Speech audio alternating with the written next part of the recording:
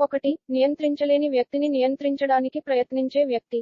ఈ రకమైన మూర్ఖుడు తన సమయాన్ని మరియు శక్తిని వృధా చేసుకుంటూ మొండి పట్టుదలగల, అజ్ఞాని లేదా తిరుగుబాటుదారుని మార్చడానికి ప్రయత్నిస్తాడు. కొందరు వ్యక్తులు తన ప్రభావానికి మరియు అధికారానికి అతీతంగా ఉన్నారని అతను గుర్తించడు. 2. చిన్న లాభాలతో సంతృప్తి చెందే వ్యక్తి. ఈ రకమైన మూర్ఖుడికి ఆశయం మరియు దృష్టి ఉండదు. అతను సాధారణ ఫలితాల కోసం స్థిరపడతాడు మరియు శ్రేష్ఠత లేదా మెరుగుదల కోసం ప్రయత్నించడు. అతను తన సొంత సామర్థ్యాన్ని లేదా అవకాశాలకు విలువ ఇవ్వడు.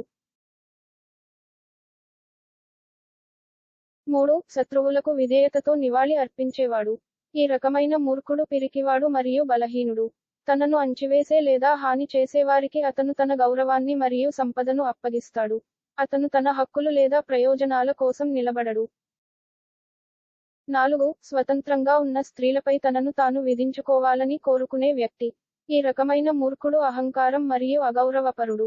అతను స్వావలంబన మరియు సామర్థ్యం ఉన్న స్త్రీలను ఆధిపత్యం చేయడానికి లేదా దోపిడీ చేయడానికి ప్రయత్నిస్తాడు.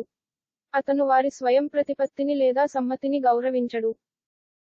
5. తప్పు రకం వ్యక్తులను దిగుమతి చేసుకునే వ్యక్తి. ఈ రకమైన మూర్ఖుడు మరియు తెలివితక్కువవాడు.